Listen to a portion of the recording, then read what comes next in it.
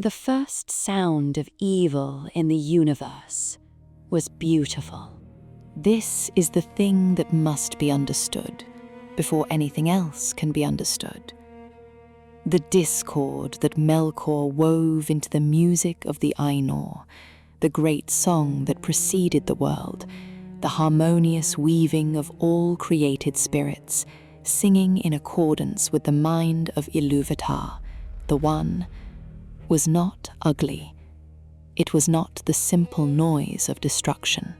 It was wild and powerful and dark and vast, a counter-theme of tremendous force that swelled in opposition to the great design and pulled the lesser voices of the Ainur after it, the way a current pulls smaller things in its wake.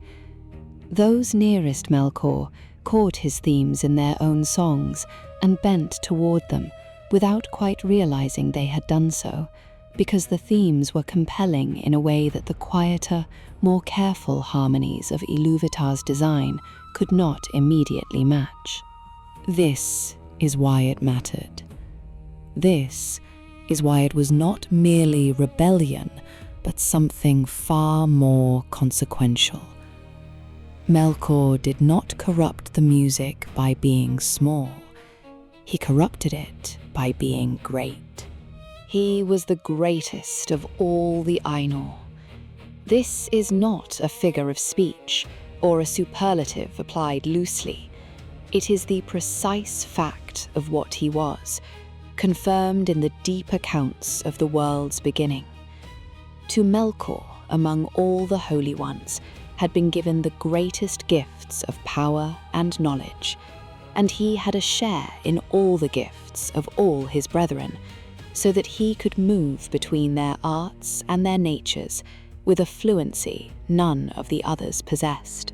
The smith's understanding, and the healer's care, and the warrior's strength, and the storyteller's vision, all of these moved through Melkor as tributaries move into a great river, losing nothing of their individual character, but becoming part of something whose scale exceeded any of them separately. He was magnificent. Before the world existed, and before the name Morgoth had been spoken by anyone, Melkor was magnificent. And the magnificence was real, and it was given. And it was not a disguise for something smaller underneath. This is the particular and devastating tragedy of everything that followed. That what was destroyed was genuine, but the greatness was not a performance, but a reality, and that its loss was therefore a loss that the world and everyone in it has carried ever since, without quite knowing what they are missing. He went alone into the void, seeking the imperishable flame, the secret fire of creation, the power by which Ilúvatar made new things that had not existed before. Melkor wanted to create things of his own devising, not things that fit within the larger music of someone else's design, not things that filled an assigned role in an ordained structure, but things entirely his, made by his will and reflecting his vision, and owing their existence to no authority above him. He wanted to be not the greatest of the Ainur, but the origin of something new, the first cause of his own created order.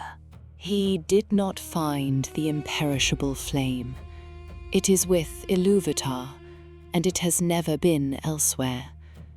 But the reaching changed him, the long journey through the void, and the long hunger for a power that was not given to him to have. And when he returned to the great song, something in the quality of his music had shifted. The themes he introduced were his own, not corrupted versions of Ilúvatar's design, but counter-designs, independent structures of tremendous power that crashed against the ordered harmonies of the other Ainur and pulled them apart. 3 times Ilúvatar raised new themes.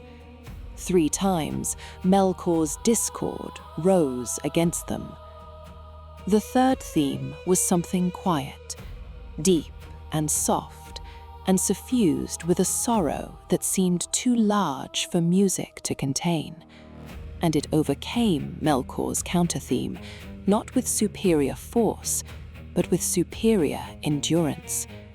It was not louder, it was simply more itself, more completely what it was, and the discord could not quite drown it, because it grew stronger in the presence of opposition, rather than weaker.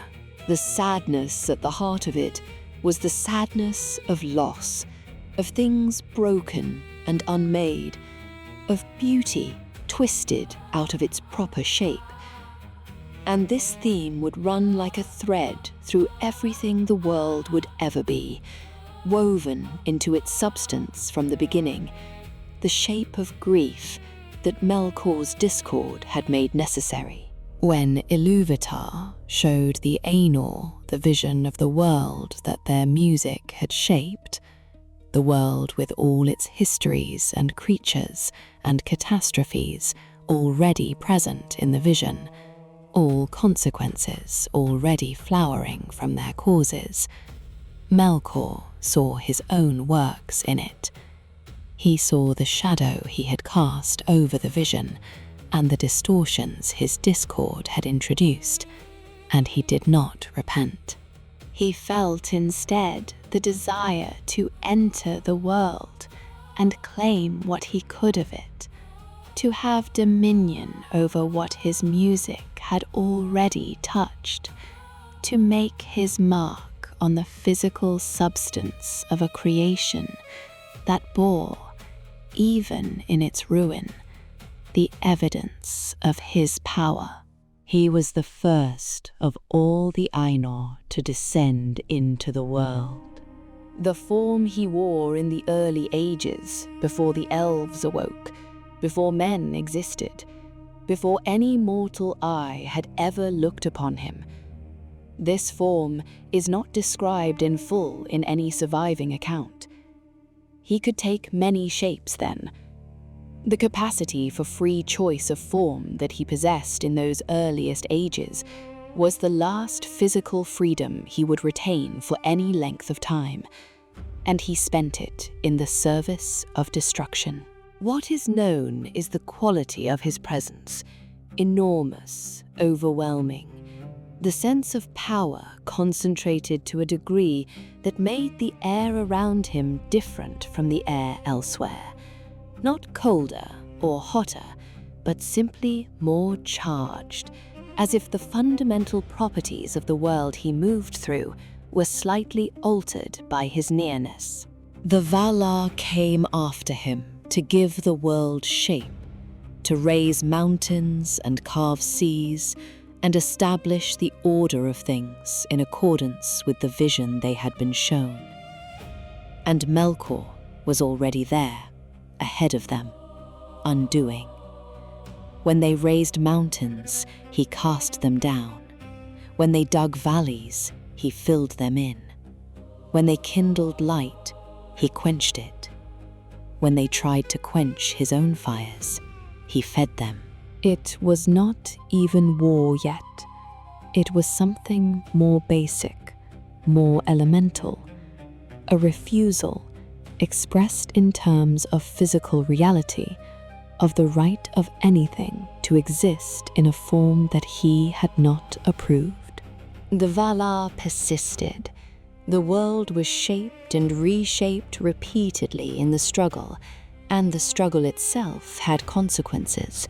The geology of the world, the jagged edges of coastlines, the depth of certain chasms, the locations of certain mountain ranges, all of these carry, if you know how to read them, the evidence of a long argument between the Valar's ordering intention and Melkor's relentless counter-pressure.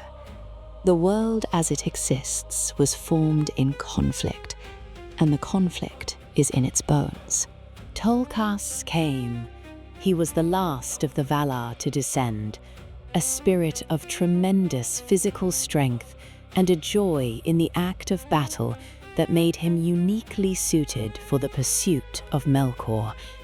He pursued with the simple, uncomplicated determination of someone who loved running and was very good at winning.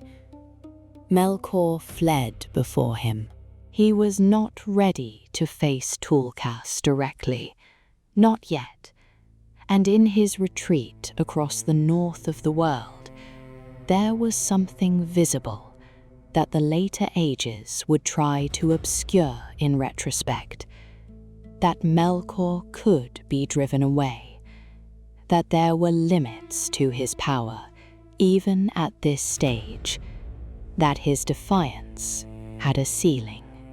He withdrew to the uttermost north of the world, to a place of cold and permanent dark, and there he built Utumno, his first great fortress, delved deep into the rock, its foundations laid in darkness and malice, and the specific kind of patience that a very powerful being develops when it has decided to wait and build rather than strike before it is ready. The shape of Utumno is not described in full, but its nature is a vast underground realm of chambers and tunnels and deep pits, the upper reaches still brutal with the cold of the northern waste, the lower reaches lit with the fires of Melkor's own making, a place designed to sustain the breeding of terrible things and the long, unhurried work of corruption. He also built Angband, a second fortress to the west of Utumno, more a garrison than a seat of power, commanded by the spirit who was already his greatest and most devoted servant. A stronghold on the western flank, a hedge against the approaches from the direction the Valar had eventually come from. The Valar, unaware of what was being built beneath the northern ice, went about the making of the world. They set 2 great lamps at the poles of the world, Illuin in the north and Ormul in the south, pillars of light so enormous that their illumination reached every corner of the new world. In the light of the lamps, the spring of ardor began. The first plants grew. The first creatures moved through a world that was warming and brightening. The long-coiled potential of creation, beginning to express itself in living forms. This was perhaps the most beautiful the world ever was, or ever would be. The most unmarked, the most fully itself. Melkor ended it. He came out of his fortress in the north in secret. Not openly, not with the declaration of intent that a confrontation would have required, but silently, moving through the dark places of the world toward the bases of the lamps. He broke them. The breaking was swift and total. The pillars collapsed, the flames spilled.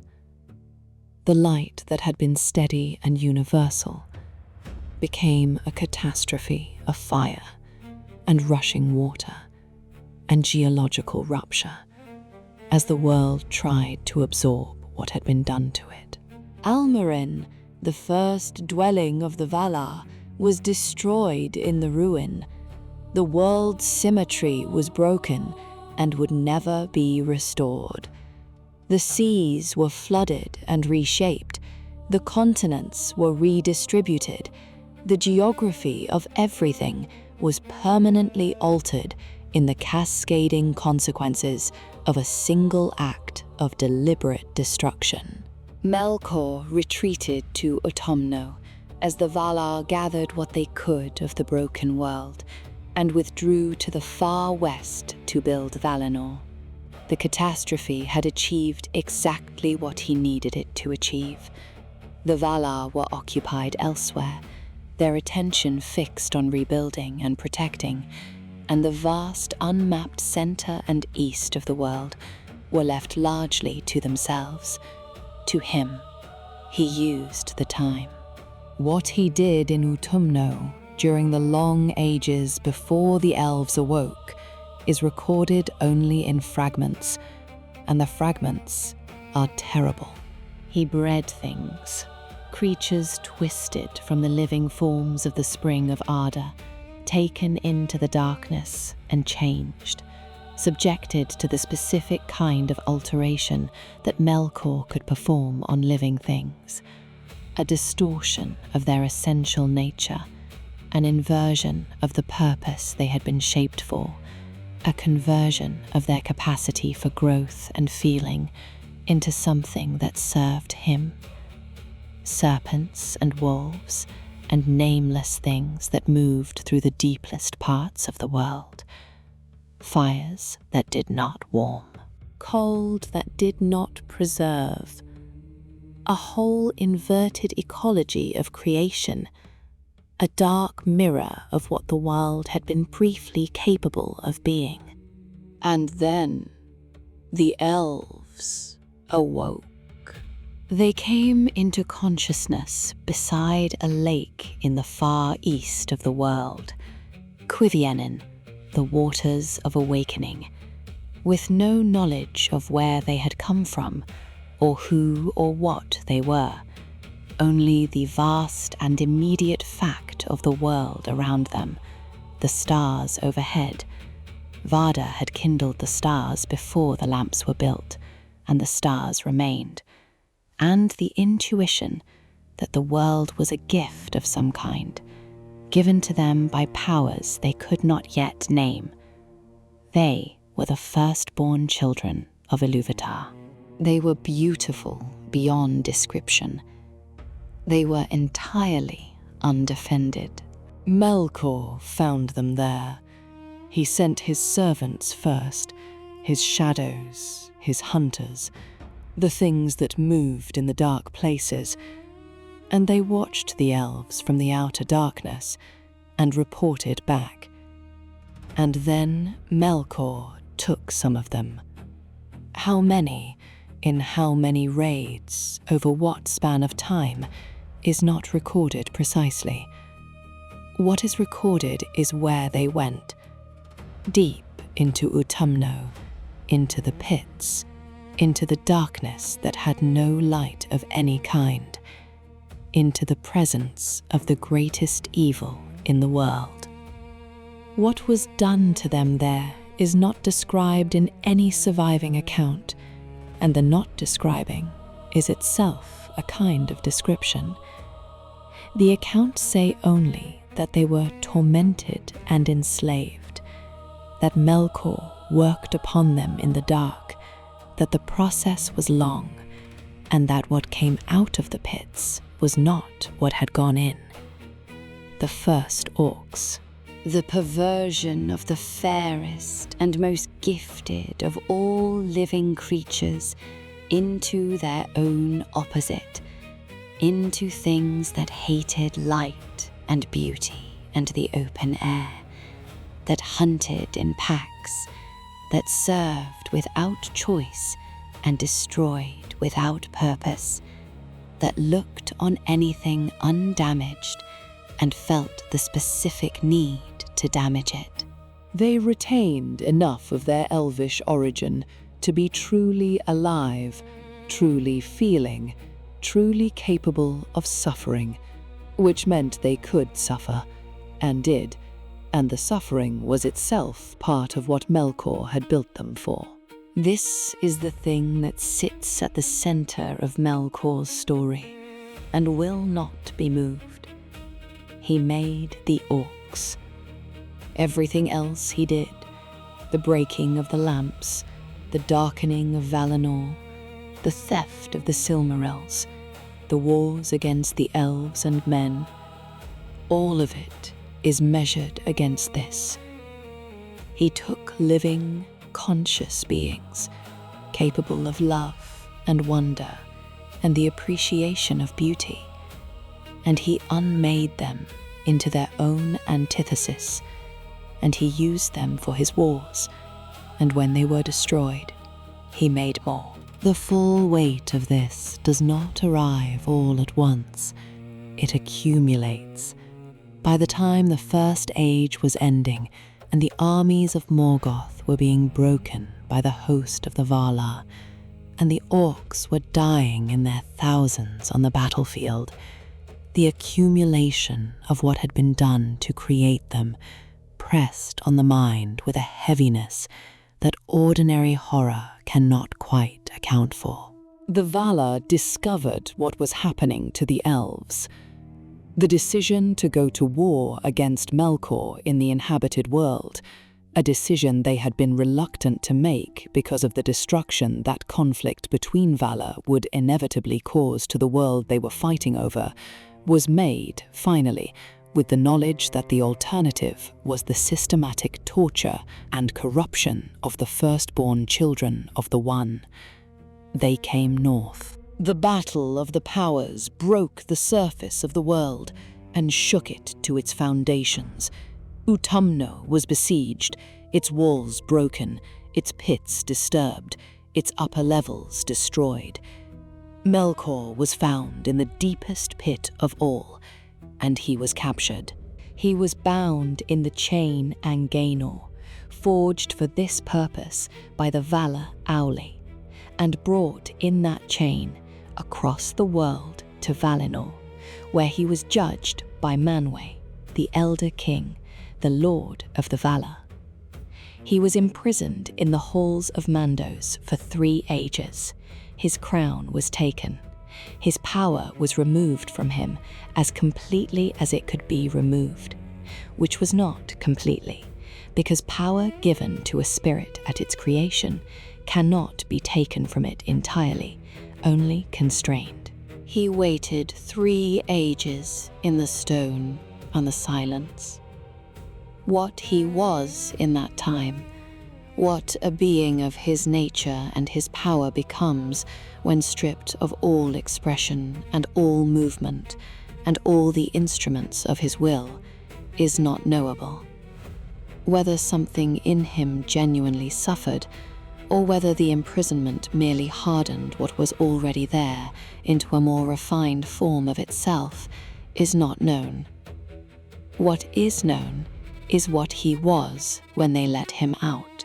He was released on petition, having appeared before the Valar humble and penitent and sorrowful for his deeds, expressing the desire to make amends, to serve, to assist in the healing of what he had broken. The Valar deliberated. Manwë, who was the purest and the most trusting of the great powers, and who found it genuinely difficult to conceive of a mind that experienced penitence without meaning it, argued for mercy. The release was granted. Melkor moved freely in Valinor. He was magnificent again, or appeared to be, taking a fair form, speaking with the grace and knowledge that had always been his genuine attributes, making himself useful and pleasant and apparently grateful. Among the Noldor, who were the most intellectually vigorous of the elves in Valinor, the most hungry for knowledge and craft, and the secrets of how things were made, he was particularly welcome. He knew things they wanted to know. He was willing to share them. He was a gifted teacher, a stimulating presence, a mind that moved between disciplines with an ease that even the most learned elves found impressive.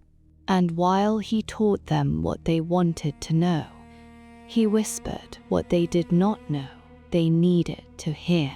He told the Noldor that the Valar kept them in Valinor out of jealousy, afraid that the elves, given free access to the world, would eventually surpass them.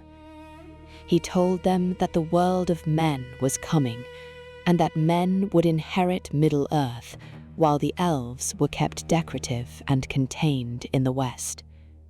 He introduced discontent where there had been only curiosity. He found the fault lines in relationships and friendships and applied patient pressure to them. He discovered the points of pride in the greatest elves and played to those points, feeding ambitions that had been dormant and giving them directions that pointed away from Valinor and away from the Valar's authority. He found Feanor, the most gifted elf who had ever lived or would ever live, a mind of such creative force that the things he made occupied a different category of art from the things anyone else made, a pride of such heat and intensity that it was the defining feature of everything around him, and he worked on him with the delicacy of a sculptor working on something both precious and explosive. He could not befriend Feanor, whose suspicion of Melkor was genuine and who kept him at arm's length. But he didn't need friendship. He needed only to plant certain seeds in the vicinity of a mind that would grow them to their full, terrible height without further assistance. He whispered that Manwë himself coveted the Silmarils, the 3 jewels that Feanor had spent years of his life making, into which he had poured the light of the 2 trees and a portion of his own spirit, gems of such perfection and radiance that Vardar hallowed them, and they became the greatest objects in the world. He whispered that the Valar's patience with Feanor was political calculation rather than genuine respect. He found the specific insecurities at the center of Feanor's pride and irrigated them until they grew into something that split relationships and drove wedges between brothers and set the Noldor on the path to choices that would cost them everything. Feanor discovered him. He called Melkor in a rage the foe of the world, Morgoth in the tongue of the elves. He drew his sword on him. Melkor fled. The name Morgoth, given in fury and contempt by the greatest craftsman who ever lived, was the name that history kept. Morgoth was gone from Valinor, driven into exile again, but now carrying with him the knowledge of what the Noldor had and the plan for how to take it. He went south and found Ungoliant, an ancient spirit of darkness in the form of a spider, vast beyond natural size, something that predated the world or came from the primordial darkness before creation, whose nature was pure hunger, the desire to devour light specifically, to consume what gave things visibility and substance and life. She hated the light because the light was what made her see herself, and what she saw when she could see herself was something she could not endure. She was wary of Morgoth. The darkness that was him and the darkness that was her were not the same darkness, and she understood that a being of his power was not an ally, but a temporary convergence of interests. He promised her what she wanted: light to devour, treasure, the great feast she had always been hungry for. She agreed, and clothed them both in her unlight, a darkness that was not the absence of light, but its active negation, a substance of dark that consumed illumination, rather than simply occupying the space where illumination wasn't. They went to Valinor. They climbed the hill where the two trees grew, Telperion and Laurelin, the silver and the gold, the two living sources of all the light in the world. Morgoth took his black spear and struck Telperion through the bark, and Ungoliant drank the wounds. She drank Telperion dry. Morgoth struck Laurelin, and she drank Laurelin dry. She drank until the sap ran dark and poisoned through the roots, and the light that had illuminated the undying lands for ages uncounted began to fail, and then failed completely. She drank the light of the world, and she was still hungry. The Darkening of Valinor. Two trees that had been the light of the world for longer than mortal time can measure, dead in a single assault. The darkness that fell was not merely the absence of what had been there. It was the darkness of something that should have been permanent being revealed as, after all, destructible. The darkness of the understanding that nothing is safe, not even the things that seemed most secure. Morgoth struck north and west. He broke into Formenos, the stronghold Feanor had built in the north of Valinor to house his treasures and his family. Finwë was there, Feanor's father, High King of all the Noldor, a great lord of immense age and dignity. He stood at the door. Morgoth killed him. The first murder of an elf by another being. The first time that the light behind an elvish eye went dark permanently by violence. He struck Finwë down and stepped over the body and took the Silmarils from their vault and every other jewel and treasure of worth in the fortress, and he left.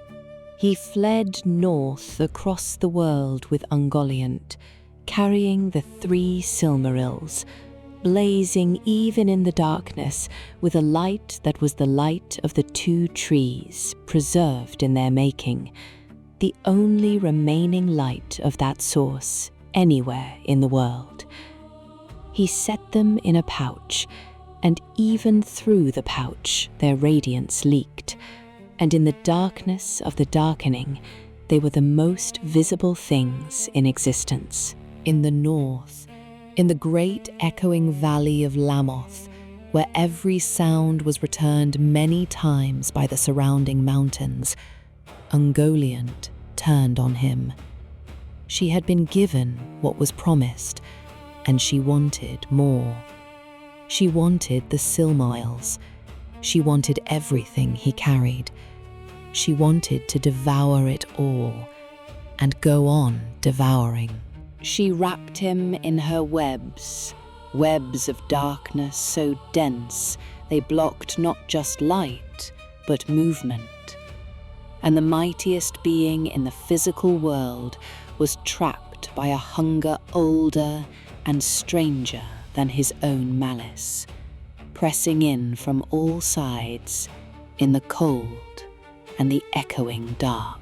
He cried out, a great cry, terrible and vast, the voice of the mightiest of all spirits, at the extreme of whatever a being like him could experience as distress.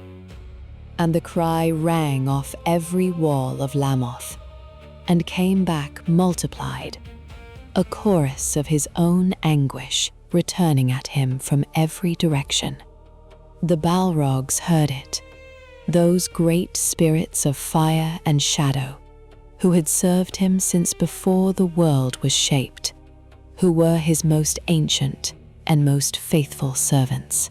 They came from Angband in force, and the fire of them drove Ungoliant back, and she fled shrieking into the south, into the darkness beneath the world, and was never certainly seen again. Look at him here, in this moment.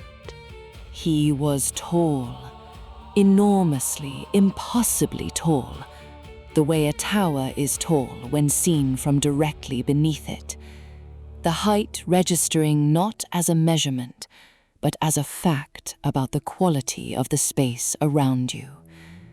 He was dark in the way that things are dark when they have not merely lost their light, but have become the substance of light's absence.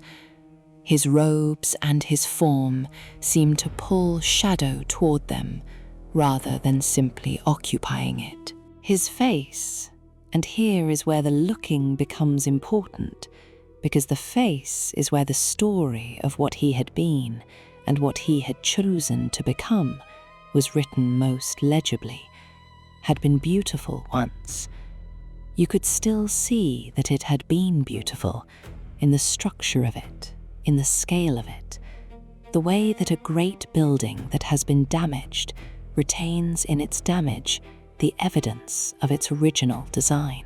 But the beauty was gone, and what remained was something that used the architecture of beauty to express its opposite, a face that communicated magnitude without grace, power without warmth, attention without any possibility of benevolence. His hands were ruined. The Silmarils burned him. Yavanna had hallowed the trees from which their light was taken, and Vada had hallowed the Silmarils themselves, and the holiness in them was real and specific in its effects. It recognized what touched them, and when what touched them was Morgoth, the recognition expressed itself as fire. The gems blazed against his skin, and burned, and went on burning, and his hands bore the marks of that burning from the moment he closed them around the Silmarils, and would bear them until the end of his existence. He wore them in his crown, a crown of iron, black and rough, the crown of a being who had long since passed the point where decoration served any purpose, and the 3 gems blazed there, inset in the iron, a permanent agony that he could not put down and could not escape. He limped. Not yet, not in this moment, but soon. Hold that for a little longer. He returned to Angband.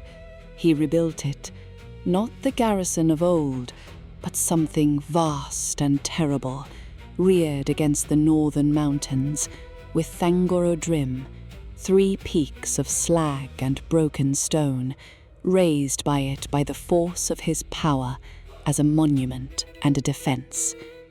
Beneath Thangorodrim were the deepest pits, the breeding places, the forges, the dungeons. Above it were the peaks themselves, permanent reminders of what waited inside. And at his throne in the deepest hall, in the iron crown with its blazing wounds, Morgoth sat and planned and sent out his servants and waited for what he knew was coming. What came was Feanor. The Noldor had discovered what Morgoth had done. Finwë was dead. The Silmarils were gone. The greatest craftsman in the world stood in the darkness of Valinor, with his father's body at the door of an empty vault, and the rage that came up through him in that moment was a fire that his body could barely contain. He swore his oath, he and his 7 sons, swearing together by the name of Ilúvatar, and by the darkness that lay around them, and by all the powers of the world, that they would pursue any being who held the Silmarils to the ends of the earth and beyond, and take them back, and that nothing and no one would stand between them and the jewels, without becoming their enemy by that standing. It was the oath from which there was no release and no moderation, and it drove the Noldor out of Valinor and across the Helcaraxi, the grinding ice of the far north, and into the first age of Middle-earth. Feanor came burning. He came with such fury and such speed and such contempt for caution that his own people could barely keep pace with him, and the first battles against the orcs of Morgoth were not battles so much as a force of nature moving through things that stood in its way. He drove deep into the north, too fast, too far, beyond the support of his own forces, and into the reach of Morgoth's armies in full strength. The Balrogs surrounded him, 3 or more of them, pillars of fire and shadow, each one a mire of tremendous power, and none of them anything that a single elf, however great, could withstand alone. He fought them with a sword, and with the force of a personality so incandescent that even the Balrogs gave ground repeatedly before finally closing in. He was mortally wounded. He was carried from the field by his sons, and as they bore him, he looked back at Thangorodrim, at the peaks behind which everything he had come to retrieve was held, and his spirit burned so hot that his body could no longer contain it. He died on the field, not from his wounds alone, but from the overwhelming force of the fire inside him, meeting the limit of what physical flesh could house. His spirit left the body in flame. Morgoth did not attend this. He did not need to. He had Angband. He had the Silmarils. He had Sauron commanding his western garrison. He had the breeding pits producing new armies. He had Glaurung, the first, and at this stage still young and not fully grown dragon. And he had the patience of a being who had waited 3 ages in a stone cell and was in no hurry. The Noldor established themselves in Beleriand regardless. Thingolfin, Feanor's half-brother, who had led the second host of the Noldor across the grinding ice of the Helcaraxi, because Feanor had burned the ships rather than wait for them, took the High Kingship, and the siege of Angband began. For nearly 400 years, the Noldor held Angband encircled. The sons of Feanor and Fingolfin's sons held the lines, and for those centuries no orc came out of Angband that did not pay for the attempt, and the free peoples of Beleriand, the Sindar, the dwarves of the Blue Mountains, and eventually the first men who came through the mountains from the east, had something like safety in the south. Morgoth was not idle. This is the thing about the siege that must be understood. Morgoth simply could not be besieged in the way that a mortal castle can be besieged, because the fortress itself was endless. He was not running out of food or water or men. He was breeding armies in the deep pits, developing his dragon, corrupting men in the east before they came west, sending his servants through ways beneath the world that the besieging armies did not know about. The siege kept him contained, but it could not reduce him. And what he was doing inside the containment was building the instrument of its eventual destruction. The Battle of Sudden Flame came in the 455th year of the First Age. He sent rivers of fire first, tunnels beneath Ardgalen, the great green plain north of Beleriand, erupting from below and creating a sea of flame that swept across the plain in every direction. What had been the broadest and most beautiful grassland in the north became, in a matter of hours, a landscape of ash and cooling rock that would thereafter be called Anfauglith, the gasping dust. The armies holding the northern lines were caught in the open, with fire behind them and Morgoth's forces in front. Glaurung came, the dragon, now fully grown, vast and terrible, and armoured against all ordinary weapons, breathing fire that was the fire of Angband itself. The siege broke. The northern kingdoms were swept back and scattered. It was the greatest military reversal the elves had suffered.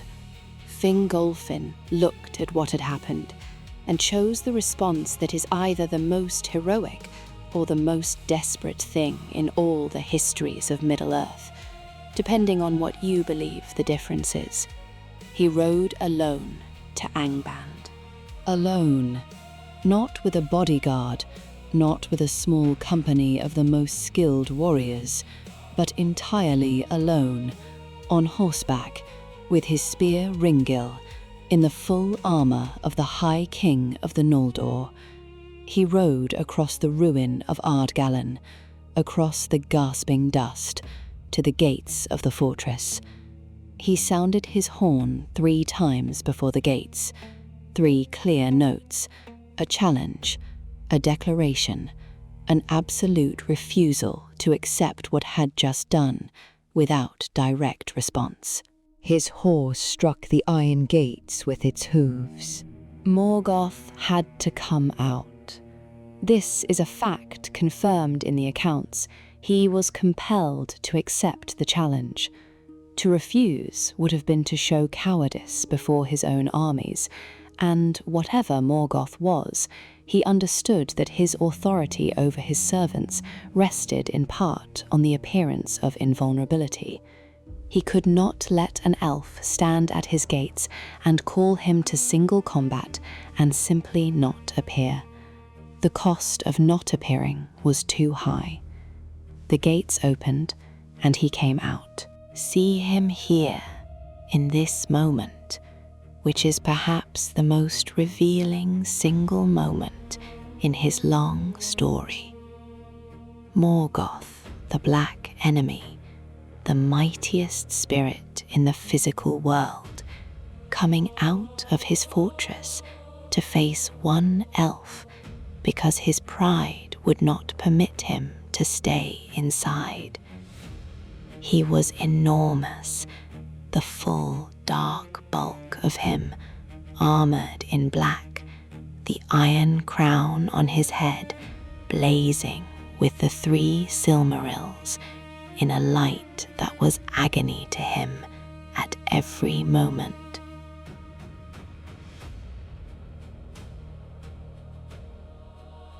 He carried Grond, the hammer of the underworld, a weapon on a scale appropriate to its wielder, something that made the ground shake when it fell and left craters where it struck. He was the greatest being in the world, and Tolkien's own account, preserved in the letters of those who kept the history, says something extraordinary, that Morgoth was afraid. He was afraid of Fingolfin, not of his strength. Fingolfin's strength was the strength of the greatest elf lord in arms, which was not remotely comparable to Morgoth's physical power. What Morgoth feared was the spirit behind the attack, the fierce, absolute, blazing refusal to accept the outcome of the Battle of Sudden Flame, the willingness to ride alone across miles of ash to the gates of the mightiest fortress in the world and demand an accounting. This was a quality of spirit that Morgoth, for all his power, could not match, had never been able to match, had lost the capacity for in the long centuries of becoming what he had become. He was afraid of what Fingolfin represented, because he was no longer capable of it. And things that are no longer capable of something are always afraid of those who still are. He came out, and the duel began. There is no way to describe it cleanly. It was not an equal contest. Morgoth's raw power was beyond anything Fingolfin could match, and the outcome was always, on some level, decided. But Fingolfin was the greatest warrior of the elves, armored in his full strength and driven by the specific fury of a being who had decided that the outcome did not matter, that the act itself was its own point. He was swift where Morgoth was massive. He struck and moved before the hammer fell, and struck again. Grond came down, and again.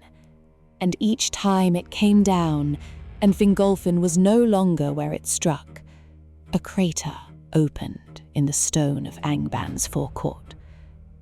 7 craters. 7 times the hammer fell, and 7 times Fingolfin was elsewhere. And 7 times, in the space between one blow and the next, he struck Morgoth. 7 wounds. 7 openings in the armored darkness of the greatest being in the world, made by the blade of an elf lord, with the conviction that it was worth doing, regardless. Black blood ran from 7 places. Morgoth stumbled. He stumbled again. His armies watched in silence, but he could not be beaten. Not this way. Not ultimately. He beat Fingolfin down at last with the shield edge, as much as with the hammer, crushed him down toward the stone. And as the last blow came, Fingolfin cut the great foot. One final stroke that found the gap between armor and ground, and opened a wound that went deep. The black blood ran. Morgoth stumbled, fell to one knee, and before he could recover, Fingolfin drove at the crown, at the Silmarils themselves, at the source of the blazing agony in the iron, and the blade did not reach, and Morgoth's heel came down on the king of the Noldor, and Fingolfin died. Morgoth limped from that moment until the end of his existence. The wound in his foot never healed. No wound given by a weapon wielded with that quality of spirit, in that specific act, by that particular hand, healed cleanly. He bore the marks of Fingolfin's attack for the rest of his life. 7 wounds that the accounts say he bore with a pain that was more than physical, and the limp that every one of his servants could see when he walked, and the knowledge, which was perhaps the worst of it, that the sight of it reminded them all of what had happened. Sorondor came, the king of eagles, the greatest bird who ever lived, with a wingspan of 30 fathoms and the authority of Manwë's service behind every stroke of those wings, came stooping from the sky with a speed that Morgoth could not track, and his great talons raked across Morgoth's face before he could bring any defense to bear. The marks were permanent, deep scars across the face that had once been the most beautiful of all created faces, carved there by the claws of a bird, a humiliation that sat alongside the 7 wounds and the limp in the accounting of what it cost Morgoth to win that encounter. Thorondor took Fingolfin's body and bore it away to the mountains, where it was buried with honor. Morgoth could not prevent this. He could not bring down the eagle. He could not even effectively respond to the attack before it was over. He went back into Angband with his wounds and his limp and the marks on his face, and his armies parted to let him through, and the silence was the silence of things that have seen something they cannot process. The years that followed built toward the Nirnath Noediad, the battle of unnumbered tears, which was the last and greatest attempt of the elves and men to break Morgoth, while the strength to attempt it still existed. The host they assembled was the largest force of the free peoples ever gathered in Beleriand. The sons of Feanor from the east, Fingon the High King from the west, men of the houses of Beor and Haleth and Hador fighting alongside the elves they had allied with, united in the understanding that this was the moment of decision. It was vast. It was the right kind of desperate. Initially, it broke Morgoth's armies. The western host under Fingon pushed back the orcs and the trolls and drove them toward Angband. And for a few hours of that terrible day, it seemed as though the assault might succeed in ways that even the most hopeful had not quite believed. But Ulfang the Accursed and his Easterlings, men from the east who had presented themselves as allies and been trusted, turned in battle. The eastern host was struck from behind at the moment of its greatest advance. And then Glaurung came, the father of dragons, with Balrogs beside him and a force of orcs so large that it turned the calculus of the battle from a fight into a disaster. Fingon fell. The High King of the Noldor was killed. Gothmog, Lord of Balrogs, struck him down after he had already taken wounds from other Balrogs. The host broke.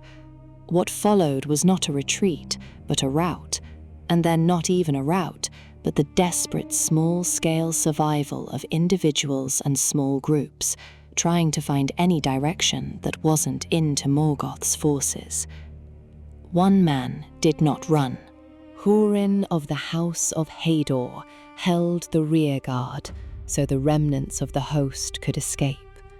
He fought with an axe, a great axe, and around him the trolls of Morgoth pressed in, wave after wave, and each wave he met and killed before the next came. He killed 70 trolls.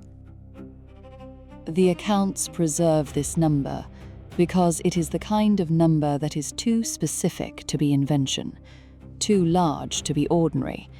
The accounting of a man who had decided where he was going to stand and stood there until physics would not allow it anymore. He was not killed. He was buried under the weight of the dead things around him, captured alive, taken to Angband in chains. Morgoth wanted Húrin alive. He wanted information, the location of Gondolin, the hidden city of Turgon, which was the one great elvish kingdom that his forces had never found in all the centuries of the First Age. Húrin knew where it was. He had been there. He refused to speak. Under what conditions he refused, over what span of time, in what circumstances of interrogation by the mightiest being in the world. None of this is recorded, because the accounts of these things were not things that could be told afterward. What is recorded is the result. Húrin refused, and Morgoth, unable to extract the information by any method he was willing or able to apply, chose instead to express what he was in a way that was worse than any direct punishment. He set Húrin on a high seat on the slopes of Thangoridrim, bound in stone, unable to move from the seat or look away from the direction Morgoth fixed his eyes, and placed on him a curse of sight.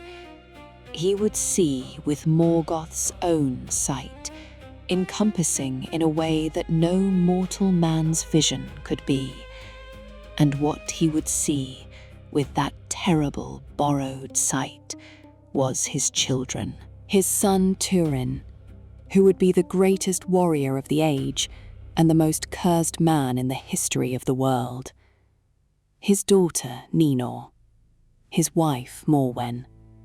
Morgoth had placed his curse on their bloodline, the curse that would ensure that every good thing Turin did became the instrument of a greater evil, that every life he tried to protect was destroyed by his proximity, that the love he was capable of was itself the weapon that unmade him. And Húrin, bound to his seat on the mountain, watched it happen. He watched the curse work through his son's life from the beginning to the end, unable to call out, unable to intervene, unable to do anything but see with perfect, terrible clarity the destruction of everyone he had refused to betray. This was Morgoth's most refined act of cruelty. Not the physical torture of a man, but the use of a man's own love as the instrument of his suffering, extended across decades, with full consciousness preserved throughout. There was a moment, in the midst of this long darkness, in the deepest period of Morgoth's power in Beleriand, when two people walked into Angband and stole a Silmaril from his crown. Beren was a mortal man, the son of Barahir, a fugitive and an outlaw with a price on his head and no resources beyond his own stubbornness and a sword. Luthien was the daughter of Thingol of Doriath and Melian the Maya, the most beautiful person in the history of the world, and the bearer of a power that came from Melian's Maya nature and from her own extraordinary spirit. They came to Angband in disguise, wrapped in the shape of a great wolf and a bat, respectively, entering through the gate in forms that Morgoth's guards recognized as servants rather than enemies. They came into the presence of Morgoth. Think about this room. Morgoth on his great throne of iron, the crown on his head with its 3 blazing wounds, the light of the Silmarils throwing shadows that moved when he moved, the whole vast underground hall built to express the nature of its occupant, power that wanted to be everywhere, darkness that wanted to swallow everything, malice so dense and so particular that it had become architectural.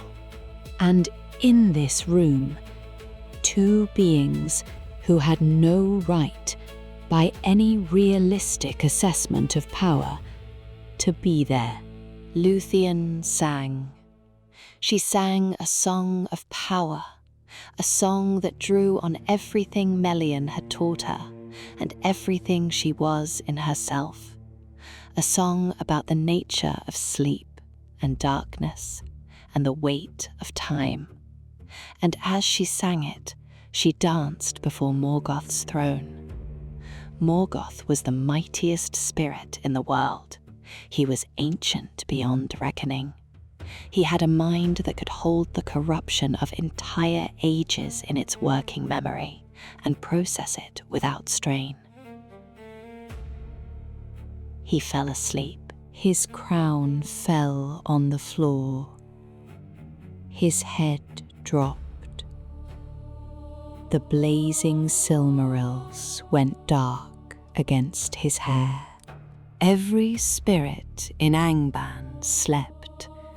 The Balrogs, the orcs, the nameless things in the deep pits, all of them pulled down by a song that was louder in the Wraith world than in the audible one, a song that was fundamentally about rest and found no resistance in creatures made of malice and exhaustion and the specific wariness of things that had been kept awake and purposeful by fear for a very long time. Beren cut one Silmaril from the crown.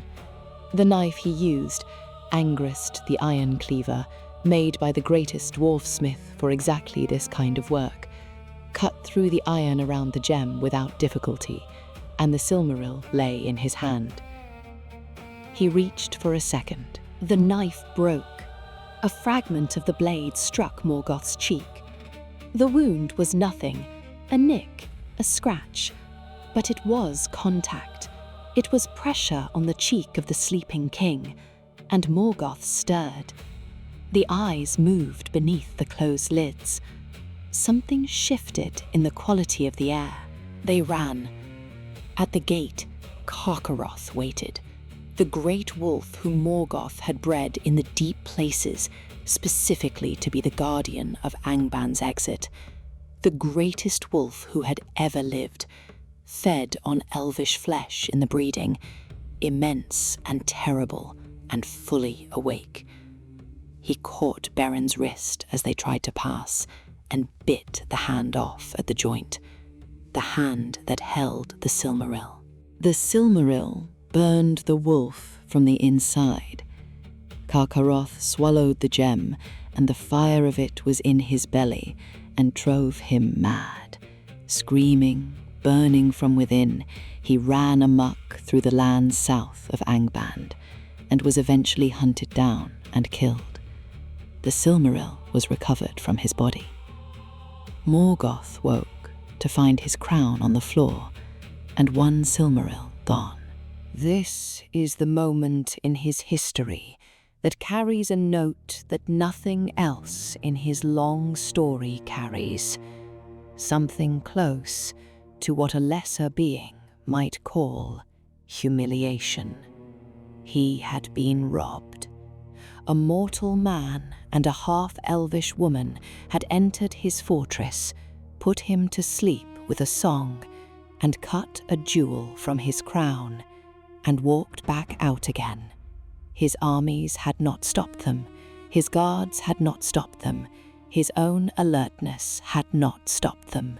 The greatest single concentration of power in the physical world had been bypassed by two people who should not, by any reasonable calculation of what power means and how it works, have been able to do it.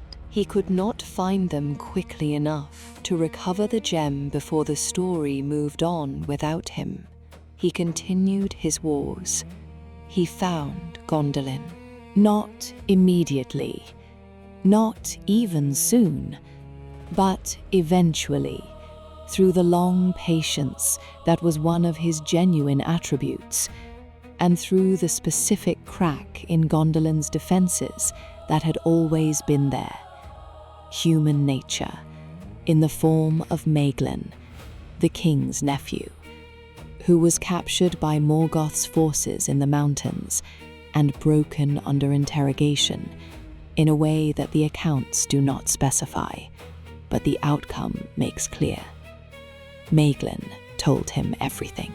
The assault on Gondolin in the year 510 of the First Age was the largest and most carefully prepared attack Morgoth had mounted against a single target.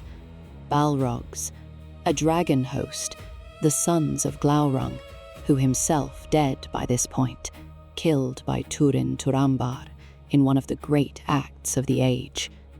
Armies of orcs, so numerous that the columns filled the hidden passes through the mountains and came over the walls of the city in waves that replaced themselves faster than they could be killed. Gondolin fell. Turgon the king died in the last tower as it burned. But some escaped. A remnant led through the secret way that Idril, Turgon's daughter, had prepared against exactly this kind of catastrophe, a tunnel that came out on the far side of the encircling mountains.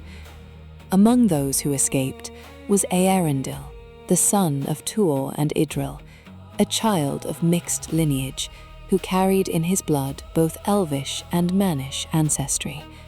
This mattered. It would matter enormously, and too late for most of those who needed it. The First Age was nearly over. Beleriand was broken. Most of the great Elvish kingdoms were gone, destroyed in the long wars, their populations killed or enslaved or scattered.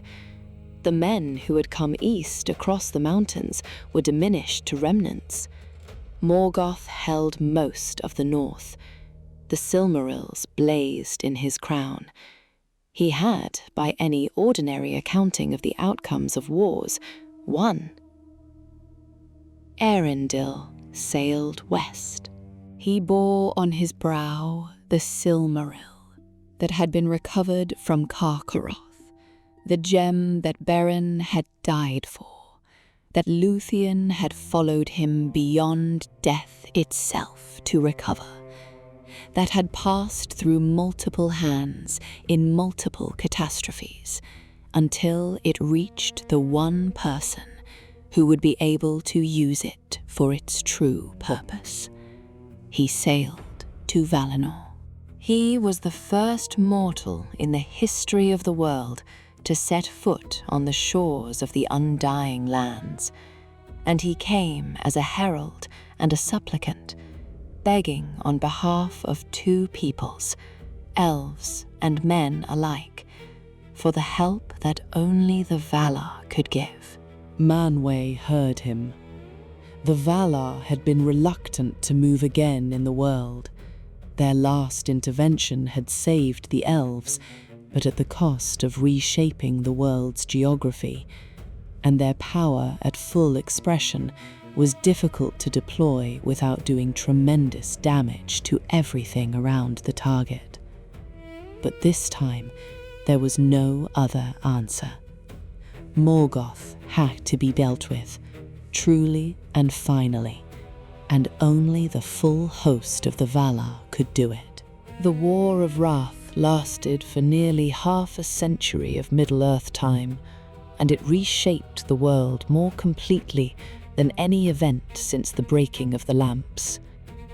The host of the Valar, led by Eonwë, the herald of Manwë, met Morgoth's armies in the north of the world and broke them in stages, destroying the Orc legions and the remaining dragon hosts, and everything Morgoth had built and bred over the whole long age. His armies melted before this force. His servants were killed or fled. He released his last weapon, Ancalagon the Black, the greatest dragon who ever existed, so vast that when he finally fell, his body broke the 3 peaks of Thangorodrim beneath him, the mountain that had been the visible expression of Morgoth's power for the entire First Age, raised by his will, reduced to rubble by the weight of his own creature falling on it. Eärendil came in his flying ship Vingolot, with a light of the Silmaril guiding him through the air above the battlefield, and fought Ancalagon from dusk to the coming of dawn. The battle lasted the full night. When the sun rose, Ancalagon fell. Morgoth's fortress was broken open. His armies were destroyed. His servants, who were not killed, fled into the east and the south and the deep places of the world. And Morgoth himself, the mightiest of all created beings, the greatest intelligence ever given form, the master of the first age, was found in the deepest pit beneath what had been Angband. He sued for peace. He was in the very deepest place that his own fortress had provided, the furthest possible point from what was breaking open above him. And from this position of complete military defeat, he asked for terms, not in the spirit of Fingolfin at the gates, not with the sword raised and the horn sounding, and the absolute conviction that it mattered regardless of outcome, in the spirit of a being that when it could not win, would try one more negotiation. The answer was no. He was taken in chains, Ainur, the same chain that had held him before, now made permanent, and his crown was struck from his head. The two remaining Silmarils, still blazing in the iron, were taken by Ienwi. His iron crown was beaten flat and made into a collar that was placed around his neck. He was brought before the assembled Valar for judgment, and he was cast through the door of night. Beyond the walls of the world, into the timeless void, into the darkness that exists outside existence itself, a darkness that has no stars, no light, no matter, no time in any sense that a being with a history can experience. He was the mightiest of all created spirits, and he was sent into a place where there was nothing that spirit could act upon, nothing that will could change, nothing that power could touch. He was not destroyed. The accounts are careful about this, because a spirit of the Ainur cannot simply be annihilated. But he was removed in a fashion more complete than destruction, because destruction leaves a presence in the world, in the form of its effects, and what was done to Morgoth was to place him where there was no world for effects to exist in. He is there still. This is the last fact, and it is also the most uncomfortable one, that Melkor, who was Morgoth, is not dead. He is present in the void, in whatever form a spirit of his nature takes, when there is nothing for it to be adjacent to, nothing to corrupt, nothing to act on. The accounts say that he watches, still, through the door of night, that he looks at the stars, which he always hated, because they were Varda's making, and their light was inimical to his nature, and waits. For what he waits is not specified, whether the wait has purpose, or whether it is simply the perpetuation of a will that cannot stop being a will, even in a place where will has no purchase on anything. This is not answered in any account. What he left behind fills the world. The orcs endured after his defeat and spread into every shadow they could find. The dragons endured, the lesser ones, the ones who survived or were not yet born when Ancalagon fell. The fundamental marring of the world, the imperfection built into its substance from the moment he began twisting the music, the grief note at the heart of every beautiful thing, the sense that the world is not quite what it should be, and has not been for a very long time. This endured, and endures, and will endure for as long as the world keeps its present form. He distributed himself into the world. This is what Tolkien's accounts say, using the same language they use for Sauron's distributed of himself into the ring, but on an incomparably larger scale. Morgoth put his power not into a single object, but into the substance of Arda itself, into the rocks and the fires, and the darkness under Anantins, and the cold of the northern waste. He is in the world in a way that cannot be fully removed without remaking the world from scratch. Every corruption, every evil, every tendency toward ruin and destruction in the natural and the moral order carries the trace of him. He was the greatest given. He was given everything, more than anyone, more than was given to all the others combined. The full treasury of Ilúvatar's generosity poured into a single vessel. And what he made of it was the wound in the world that everything else in this chronicle is a consequence of. The Nazgûl, who were men, destroyed by their own desire for his servants' power. The dragons and the Balrogs bred in his pits. The orcs, who were elves, unmade by his will. The darkness in every legend and every myth that has ever frightened a child or given a warrior pause before the gates of something terrible. It all came from him. It all began with a song that was supposed to be one thing and was made into something else by the most gifted musician in the history of creation, who heard the design he had been asked to sing and decided that his own counter-theme was better, and reached for something that was not his to take, and in the reaching became the instrument of everything that the counter-theme was about.